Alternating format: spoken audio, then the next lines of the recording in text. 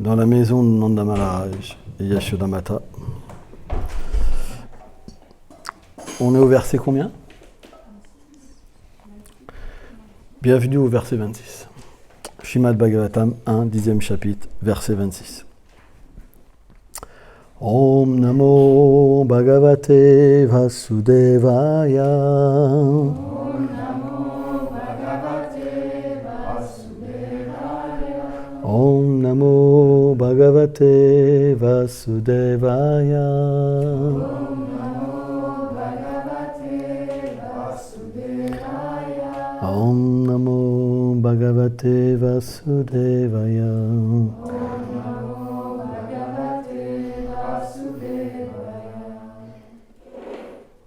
Ahoharam slam gyattamam yadokulam.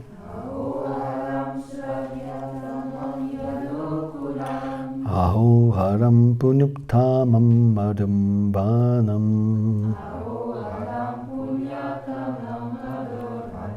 Yad esha pumsham rishabam shriyapati.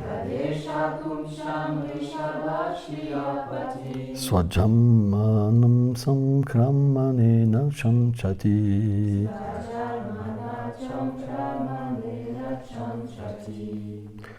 Oh, combien glorieux sont la dynastie des Yadus et la terre sacrée de Mathura sur laquelle le Seigneur originel, Shri Krishna, l'époux de la déesse de la fortune, fit son apparition et accomplit ses divertissements. Commentaire. Selon Srila Vishwanath Chakravarti Thakur, les dames d'Hastinapur glorifient maintenant les lieux d'apparition du Seigneur et les personnes qui y prennent naissance.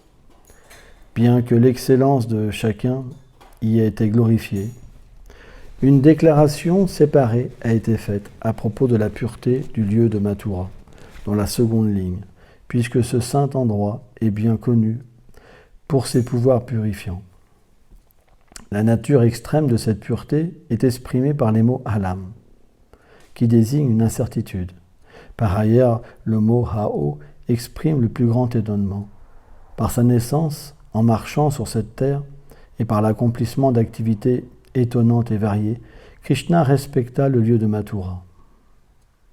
Par l'utilisation du temps présent, sans dire alam, les dames d'Hastinapur indiquent que la naissance et les activités de Krishna sont éternelles. Leurs intentions peuvent être comprises en comparant leur première déclaration décrivant le divertissement de la création dans le temps passé. Lui seul existait, et la vision des sages dans le temps présent.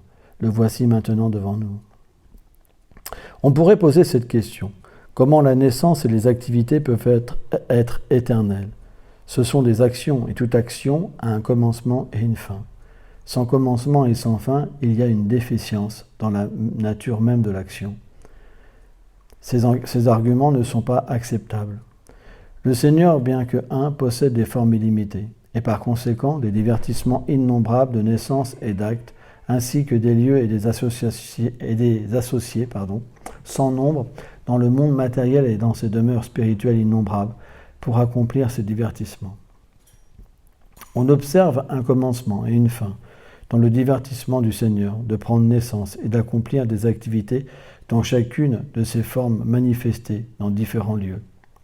Le moment où un divertissement de sa naissance ou de ses activités finit, ou même avant qu'il ne se termine, sa naissance et ses activités commencent dans d'autres lieux. Parce qu'il n'y a pas d'interruption dans les divertissements de sa naissance, de ses activités, ils sont éternels. Parfois, la naissance et les activités ont lieu d'une manière légèrement différente, et parfois de la même manière. Le Seigneur manifeste aussi plusieurs formes à la fois pour accomplir différentes actions en même temps. Ceci sera expliqué dans le verset 10.69.3 en relation avec l'expansion de Krishna à Dwarka.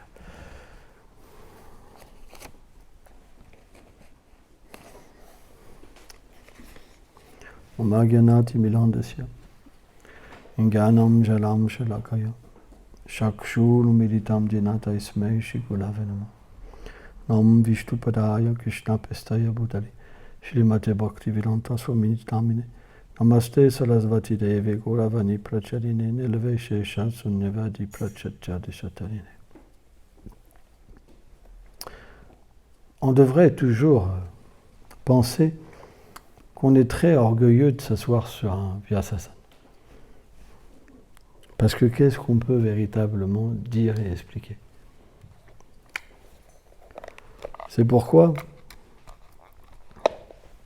notre conception, c'est que on est comme des personnes qui répètent. C'est un principe. On entend et on répète. Et on répète selon notre capacité, humblement. De cette manière-là, l'intelligence nous sera donnée à l'intérieur du cœur. C'est quelque chose de très important. Dès qu'on se pense qualifié, on est laissé à nous-mêmes. Et une grande difficulté va venir pour parler. Mais dès qu'on se sent inqualifié et vide, alors de l'aide viendra. Même si on n'a rien. C'est un principe. Considérez-vous comme un verre vide, sans qualité, sans aucune dévotion, sans attachement pour Krishna, sans amour pour Krishna. Et observez la magie. Krishna sera compassionné envers son dévot. La compassion, c'est la proximité de Krishna. C'est ça sa compassion. La compassion de Krishna, c'est pas de donner une belle situation matérielle à son dévot, de lui retirer les souffrances. C'est pas ça la compassion de Krishna. La compassion de Krishna, c'est de donner sa proximité. Vous sentez qu'il est là, il est avec vous. Et à partir de là, tout est obtenu. Tout est obtenu. Pourquoi je te voudrais plus? Srila Prabhupada, dans le Nectar de la dévotion, dans son introduction, alors bien sûr, il marche sur les traces de Rupa Goswami, puisque le Nectar de la dévotion est une simplification du Bhakti Rasamrita Sindhu pour les occidentaux, pour les gens qui débutent dans la dévotion. Et Srila Prabhupada met en avant cet aspect, qu'à moins qu'on agisse pour plaire à Krishna, on n'est pas un dévot véritablement. On est un dévot mixte. Et qu'est-ce qu'un dévot mixte fait? Il cherche le bonheur, il cherche à échapper à la souffrance. Quand il souffre, il prend refuge en Krishna, et quand il cherche du bonheur matériel, il prend refuge en Krishna. Mais un dévot, il n'a pas cette fonction en lui, un vrai dévot. Un vrai dévot, il n'existe que pour Krishna. On voit quand on danse, par exemple. Qu'est-ce qui se passe? On danse pour Krishna, on est heureux. Quand on danse pour Krishna, tout s'en va. Tous les problèmes s'en vont, le monde matériel s'en va, toute notre identité s'en va. On danse en extase. Il n'y a aucun problème. C'est pour ça qu'on a simplement envie de danser. Prabhupada est venu donner cette danse. Pourquoi vous pensez qu'on danse? C'est par la miséricorde de Prabhupada. Prabhupada a injecté cette danse. Il disait comme ça, ses disciples, c'était comme les singes. Ils dansaient. Mais c'est déjà bien. Danser pour Krishna, c'est déjà très bien. Comprendre après des aspects plus profonds du service de dévotion, c'est plus rare. Mais rien que danser, on se sent heureux avec Prabhupada. On se sent heureux dans la maison de Nanda Maharaj et Maharaj Yashoda. C'est tellement merveilleux, c'est une expérience unique. Juste tourner comme ça et faire ça, c'est tellement merveilleux. On voudrait que ça dure l'éternité. C'est vrai, hein? C'est tellement beau. Et même si on ne trouve pas beau à ce niveau-là, si on tourne, à un moment, on aura cette expérience. Un jour, ça viendra. Un jour, on va goûter l'extase, on dira « Waouh, Krishna, Krishna, Krishna, je veux plus que toi, Krishna, Krishna ». Pourquoi? Parce qu'on s'associe avec les dévots dans le chant, c'est très puissant. Le chant solitaire, le japa, on bénéficie que de notre avancement spirituel. Mais quand on chante avec les bhaktas, on s'associe aussi avec leur avancement. Ils nous entraînent dans leur bhakti. C'est pour ça que ça marche. Si vous mettez que des nouveaux dévots en train de chanter, ils ne bougent pas. Ils n'ont pas d'extase. Ils ne peuvent pas. Parce qu'ils ne savent pas ce que c'est la spontanéité, l'amour. C'est pas possible. Ou alors s'ils le font, c'est avec un orgueil et ça va déranger tout le monde. Personne ne sera en extase. Ils vont penser dans leur cœur, ils se prennent pour je ne sais pas qui, lui. Ça ne sera pas pur. Mais si vous avez des purs dévots qui dansent, qu'est-ce qui se passe? Tout le monde est entraîné, tout le monde est heureux. Tous les problèmes partent. Tout part. C'est ça la magie du kirtan. Pourquoi? Parce que le nom est chanté pur à ce moment-là. Et les autres en bénéficient. C'est pour ça que c'est important. C'est pour ça que c'est super important de chanter ensemble, de danser ensemble. C'est très puissant. Haridas Thakur, il dit c'est le chant le plus puissant.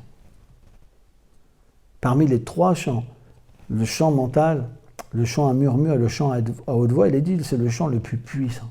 Parce que ceux qui entendent le chant, alors ils sont libérés. Et c'est très puissant. Moi, par exemple, dimanche, j'étais triste. Les gens viennent pour le Brahman. Il y en a, ils viennent pour le Brahman. Nanda Maharaj est là, mais on devrait être en train de danser. On devrait être en train de jouer pour eux. On est là avec des personnes qui ne comprennent rien. C'est terrible. Et eux, ils sont obligés de se planquer dans un coin. Parce que c'est plus chez eux. C'est plus leur humeur. Moi, j'étais super malheureux dimanche. C'est plus leur humeur. Mais ces gens-là, vous les prenez avec vous, vous les faites danser, ça devient des bhaktas. Ils enlèvent le brahman. Ils abandonnent le brahman, mais c'est vrai. Mahaprabhu, il faisait chanter tout le monde, les Mayavadis, tout le monde levait les bras. Allez, allez, allez, allez, allez. Tout le monde dansait, comme des fous.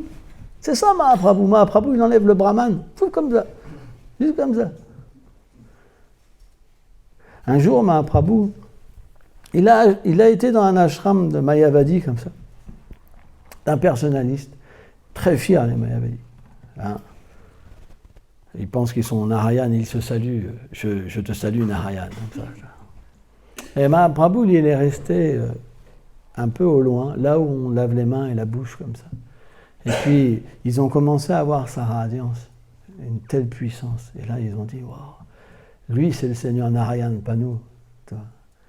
Mais c'est l'humilité, le Mahaprabhu. Mahaprabhu leur a fait voir. Bien que je suis le Seigneur suprême, le vrai, moi je suis humble. Alors que vous êtes plein d'orgueil, vous êtes des minuscules jiva.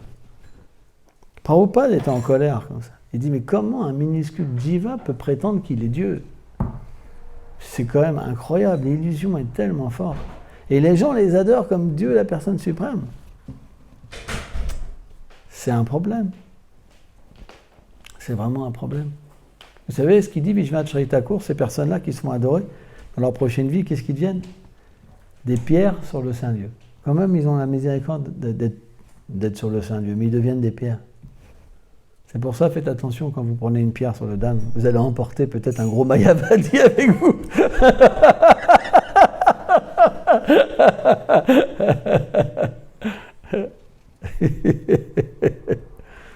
Vishwanath explique ça. Hein, c'est la punition qu'ils reçoivent. Hein. En fait, Srila Prabhupada explique, ils adorent Krishna. Krishna, il dit, Bhaktalma, t'as pas ça. Il dit, en fait, Krishna, il explique, il est le maître de sacrifice. Toute adoration va à lui directement, indirectement. Donc tous l'adorent. Mais il dit quand même, ceux qui adorent les demi-dieux ne sont pas très intelligents. Hein. Mais tous l'adorent. Mais le problème, c'est qu'une fois qu'ils ont atteint quelque chose, parce que Krishna leur donne leur bénéfice, après ils rejettent Krishna. Et là, Prabhupada il dit, à ce moment-là, ils retombent. Vishwanath Chaitanya Thakur il dit, ils tombent complètement. Ils perdent tout.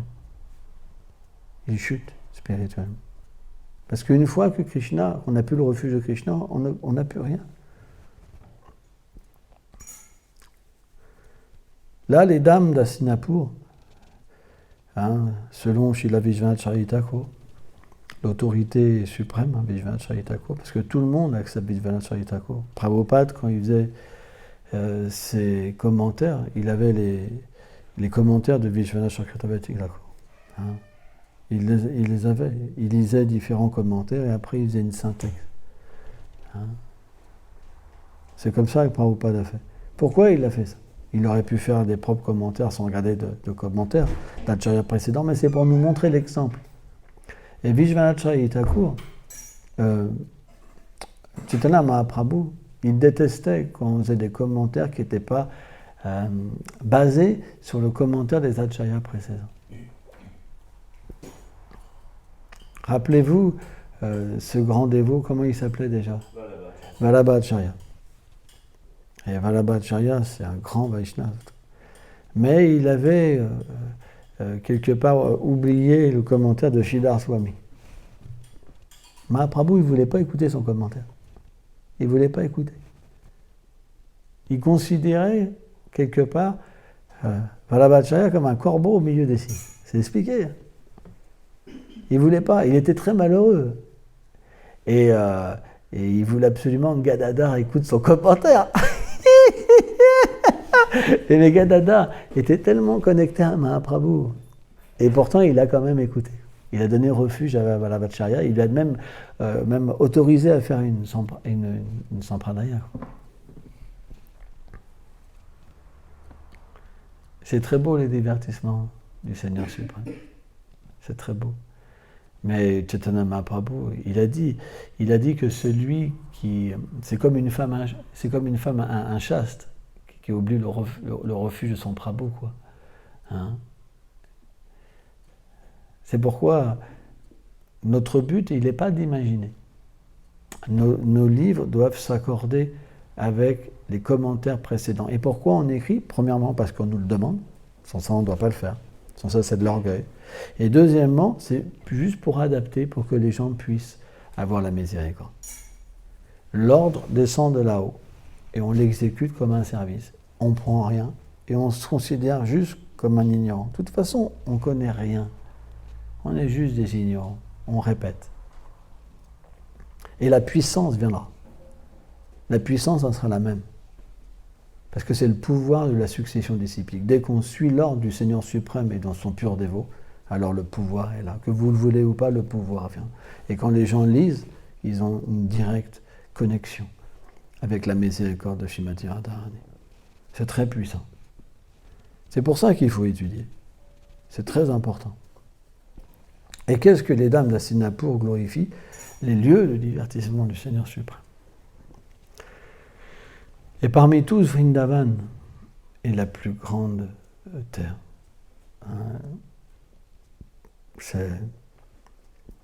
Vrindavan n'est jamais détruite, même après la destruction. Et tous les lieux saints adorent Vrindavan. Tous les lieux saints adorent Vrindavan. Parce que cette terre, elle est comme l'origine de toutes les terres saintes. Toutes les douceurs, toutes les opulences existent à Vrindavan. Et surtout, c'est l'endroit que chérit personnellement Srimati Radharani. C'est l'endroit que chérit Srimati Radharani. C'est là où elle peut offrir le meilleur service à Krishna. C'est un endroit qui est spécialement fait pour leurs sentiments. C'est là où leurs sentiments se manifestent d'une manière le plus élevée. Donc cette terre a le meilleur parfum. Cette terre a la meilleure douceur. Parce qu'elle permet à Radha et Krishna d'accentuer leurs sentiments l'un pour l'autre. C'est pour ça qu'il n'y a pas de comparaison à Vrindavan. Mais Vrindavan est très difficile à voir. Extrêmement difficile à voir. Il faut avoir un corps spirituel pour être à Vrindavan. Et ce corps spirituel, il existe simplement comme un moyen que ce monde transcendantal apporte plus de bonheur à Radha et Krishna. Le jour où on aura un sentiment à 100% d'exister pour eux, ce jour-là, on aura un corps spirituel. Parce que ce désir, quand il est à 100%, ce corps transcendantal se manifeste. Pas avant. C'est pourquoi on s'entraîne déjà dans le temple. Imagine si on vient qu'on n'a pas envie de danser. Comment on peut dire qu'on existe pour eux? Puisque on le sait, Srila Prabhupada nous a appris que un des principes du service de dévotion, Rupa Goswami explique, c'est de danser devant la déité. C'est un principe. C'est un principe très puissant. Dans le 11e chant du Srimad Bhagavatam, Krishna enseigne à Uddhava le principe du pur service de dévotion. Et il explique que danser et chanter devant la déité, c'est un principe qui amène à libérer l'être vivant de sa condition matérielle. C'est très puissant. On ne peut pas tout accomplir parfaitement, mais on peut sauter au moins et danser. Vous comprenez? Regardez, depuis qu'on danse et on chante, les dévots sont heureux. Les gens ont envie de venir. Les gens nous perçoivent différemment. C'est vrai ou pas? C'est pourquoi prenez cette opportunité, même si vous êtes fatigué, juste bougez, vous allez voir, la fatigue va partir et vous allez être heureux. Même un instant, c'est pas grave. Prenez l'opportunité, dansez, faites danser les autres. Répandez ces gloires de Vrindavan. À Vrindavan, on est toujours en train de danser. On est toujours en train de décrire des poésies. Il y a toujours la flûte de Krishna qui entre dans les oreilles. Il y a toujours du nectar partout. On ne peut pas faire autrement que danser, parce que le cœur danse. C'est tellement merveilleux. Krishna est tellement beau, Radharani est tellement belle. Tous les êtres sont tellement merveilleux. Même les grenouilles, elles dansent, tout le monde danse. Les abeilles dansent, tout le monde danse. Pourquoi Mahaprabhu danse? C'est pour exprimer cette beauté de Vrindavan. C'est juste pour exprimer cette beauté de Vrindavan. Vrindavan, c'est un théâtre. C'est un théâtre de sentiments. On pourrait penser qu'une abeille, elle vole n'importe comment. Mais en fait, même les abeilles, elles décrivent les sentiments de Radha et Krishna. Elles stimulent les sentiments de Radha et Krishna. C'est vrai. Avec Kunta, elles peuvent chanter les Védas, par exemple. Mais à Vrindavan, elles chantent le cœur de Radha et Krishna. C'est vrai. Par exemple, l'autre nuit pour Ekadashi, parce qu'on a chanté toute la nuit, il y avait des cigales qui chantaient. Mais à Vrindavan, le chant des cigales est tellement joli. C'est quelque chose qui est merveilleux. La nuit, quand Radha et Krishna chantent, dorment, et les cigales chantent. Allez vous reposer au doux chant des cigales. C'est un son tellement paisible. Donc si on peut ressentir ça, ça veut dire que dans le monde transcendantal, ça existe, mais d'une manière sublime. C'est des orchestres de sentiments. Et dans tous les instants de la journée, il y a différentes attractions. Il y a des attractions dans le ciel, des oiseaux de multicolores qui dansent. Même le ciel peut changer de couleur, de sentiment, tout. Tout est tellement merveilleux. C'est pourquoi cette terre, personne ne peut l'égaler. Même quand le Seigneur Narayan manifeste quelque peu cette terre de Vrindavan et qui prend la forme de Radha et Krishna, Lakshmi Narayan, c'est comme un reflet. C'est comme un reflet. C'est expliqué dans le Brihad Bhagavatamrita que parfois ça se passe que Lakshmi Narayan prend les formes de Radha et Krishna. Mais ça ne peut pas être pleinement exprimé. Parce que la terre du Seigneur et ses associés se manifestent selon son propre sentiment. Donc plus son sentiment est doux, plus les expansions de son cœur qui sont ses serviteurs et ses servantes, Radharani manifeste les servantes, et plus leur douceur est grande, leur beauté est grande et leur sentiment est profond.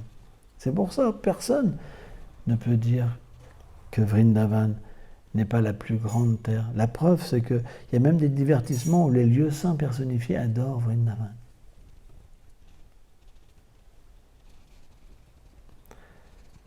C'est tellement merveilleux. C'est pourquoi on devrait avoir ce sentiment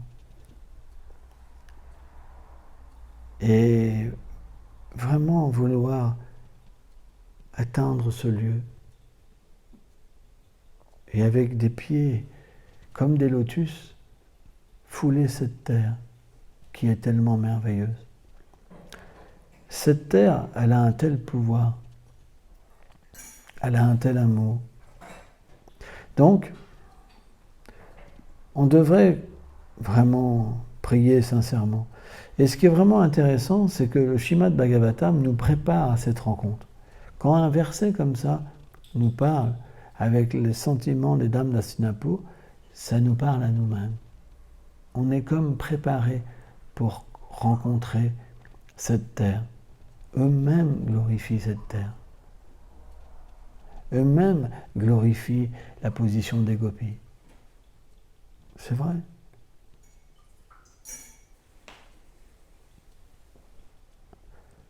Il suffit juste de chanter. Bhaktivinoda Thakur, il explique, si on chante un nom, notre forme apparaît, un nom pur. Et le deuxième nom, on a introduit à Vrindavan. Juste 2 noms purs. Vous vous rendez compte? Mais c'est pas facile. 2 noms purs. Qu'est-ce que ça veut dire 2 noms purs? Avec un désir d'enfant. On lâche tout. Vous savez, un enfant, quand il veut tout, il oublie tout. Il oublie. Il n'y a plus de souvenir de rien du tout, de parents, d'emploi, de position sociale. Il court vers son ami. Le chant pur, ça devrait être accompli de cette manière-là, avec ce cœur de te rencontrer. Prabhupada disait que le Saint-Nom, c'était son ami. Ça veut dire l'expérience. Prabhupada, il pouvait aller à Vrindavan en chantant. Parce que c'est la réponse infaillible, pleine, expérimentation. S'il dit ça, ça veut dire que le Saint-Nom se révèle personnellement, dans sa forme. Et c'est ça qui est merveilleux dans les associés du Seigneur suprême. C'est que, en méditant sur eux, en méditant sur leur beauté, sur leurs gestes, sur leur miséricorde, sur leur mission, sur leur désir de sauver les êtres vivants, on peut obtenir de leur cœur cette simplicité. C'est possible. Srila Prabhupada explique que le plus important dans la vie spirituelle, c'est de pratiquer avec des purs dévots. C'est le plus important. Parce que sans ça, notre pratique, elle ne peut pas mûrir. Si on n'est pas entouré de gens qui ont de la dévotion, notre pratique ne mûrit pas. Pire, si on est entouré de matérialistes, notre plante de la dévotion s'assèche et disparaît. Bhaktivinoda Thakur met un point très important dans le Bhajan Rahasya. Il dit l'abandon des personnes matérialistes, asatsanga. Mahaprabhu revenait beaucoup là-dessus. Et les Vaishnavas, on pourrait se dire, mais c'est sectaire. Mais c'est une question de sentiment. Au début, on est comme des éponges. On n'est pas dissocié des transformations du corps. Et quand on s'associe avec des êtres matérialistes, alors leur qualité entre en nous et ne peut plus. Et un matérialiste, qu'est-ce qu'il veut? Prabhupada dit quoi? Qu'est-ce qu'il veut? Matérialiste. Les femmes et l'argent. Sexe et position, argent. C'est les 2 sujets des matérialistes. Ils parlent que de ça.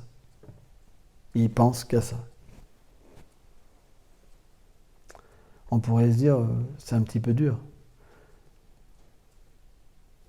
Mais pourtant, la vie sexuelle, c'est le moteur qui fait tourner le monde. Pourquoi quelqu'un s'habille?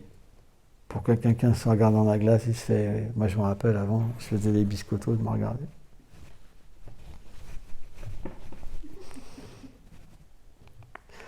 Et puis, on se trouve tous très beaux. On est très moches, hein, parce que la beauté du monde matériel, c'est... Mais il faut voir, on est des monstres. Hein, parce que si on voyait notre forme transcendantale et que dire celle de Krishna, là, on pourrait se dire... on se détache.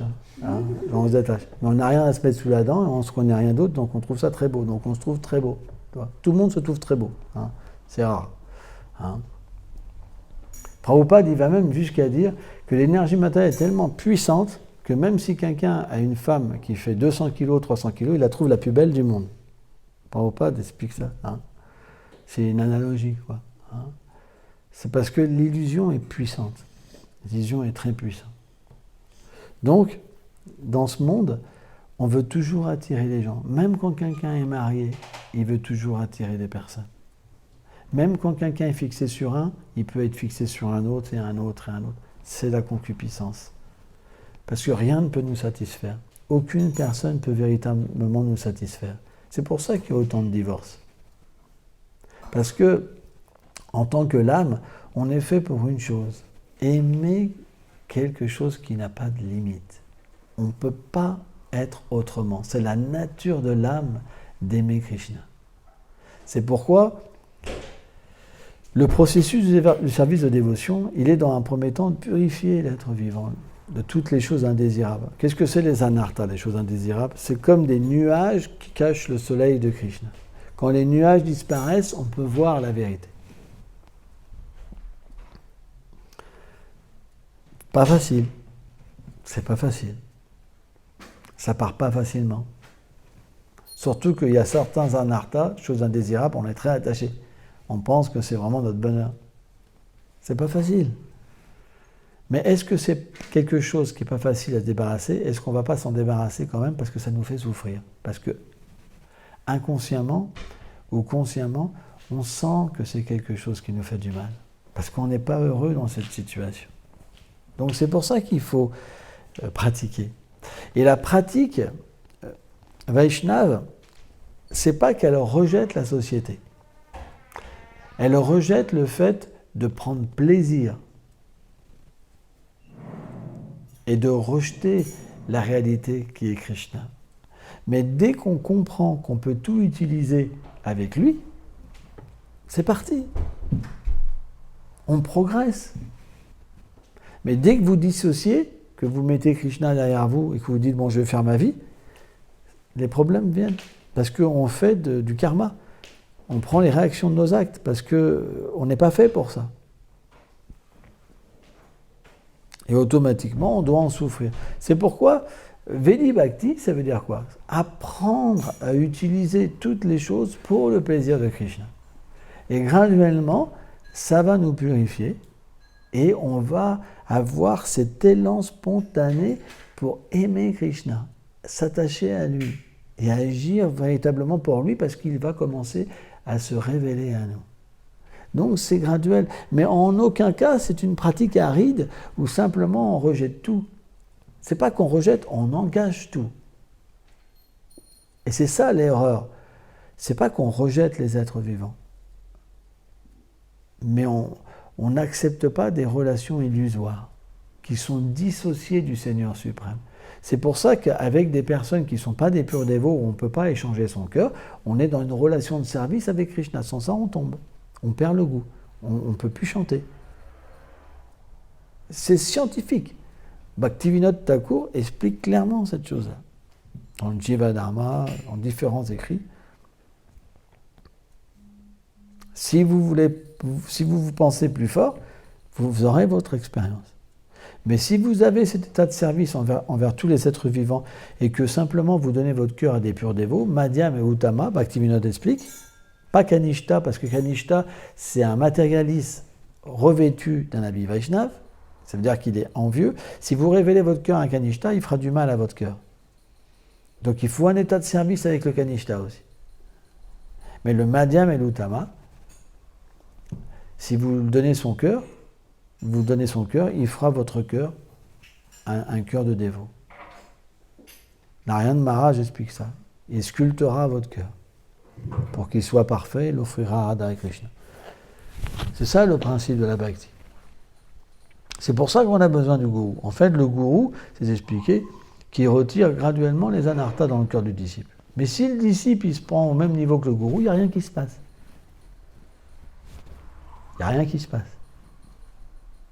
C'est comme si vous disiez à Krishna, moi je suis Krishna. Je suis Dieu aussi. Vous comprenez? À ce moment-là, Avyakta Vityapanam, Krishna se cache. Et là, vous pouvez vraiment dire, je suis Dieu. Parce que vous ne voyez pas. Mais si le Seigneur se manifeste, vous ne pourrez pas dire, je suis Dieu. C'est pas possible. Vous comprenez? C'est pas possible. Même Dhruva Maharaj. Prenons l'histoire de Dhruva Maharaj. Dhruva Maharaj, parce qu'il avait été rejeté par son père, il voulait un royaume plus grand même que son arrière-grand-père Brahma. Il avait un désir à 5 ans tellement rigide. Et le Seigneur a envoyé Narada Muni. Et quand Narada Muni, il a vu le petit garçon, il a essayé de lui inculquer le service de dévotion. Impossible. Il avait un désir tellement fixe. Alors, Narada Muni, il a même dit, tu devrais jouer avec des petits-enfants dans la forêt à 5 ans. Et il est tellement strong. Donc Narada Muni, il l'a quand même enseigné. Il lui a donné le mantra Om Namo Bhagavate Vasudevaya. Il le chantait, il le chantait, il le chantait. Mais quand le Seigneur est venu, qu'est-ce qui s'est passé avec Dhruva Maharaj? Dhruva, il a été fasciné. Il a oublié pourquoi il avait adoré le Seigneur et son désir matériel. Donc ça prouve bien que même si vous adorez le Seigneur au début avec des désirs, un jour les désirs disparaîtront, parce que plus le Seigneur Krishna va se rapprocher, plus vos désirs disparaîtront. Soyez pas découragés. Adorez le Seigneur à votre niveau. Et graduellement, il va se manifester dans votre vie. Mais chantez. N'arrêtez jamais de chanter. Haridas Thakur dit, le chant, c'est la vie et l'âme du dévot. C'est de la manière que le Seigneur se révèle dans cet âge. Il n'y a pas de méthode plus efficace que le chant des saints noms. Dans le chant des saints noms, tous les angas de la bhakti sont dedans. C'est pourquoi un dévot, jamais il arrête de chanter. Sans ça, c'est pas un dévot. Notre foi, il est dans le chant des saints noms. Essayez d'avoir la foi. Essayez d'écouter attentivement le saint nom, au lieu de juste vous contenter d'une médiocrité de chant en disant « bon, aujourd'hui j'ai chanté mes tours ». Et chaque jour, sans jamais se poser de questions pourquoi on chante mal. Il faut de l'introspection dans la vie dévotionnelle. C'est pour ça qu'il faut étudier sur le chant des saints. Des livres comme Harinam Chintamani, Bhajana Rasya par exemple, ou Shastakam. C'est très important. Et graduellement, alors, on peut progresser. Mais il faut se nourrir, c'est important. Merci beaucoup.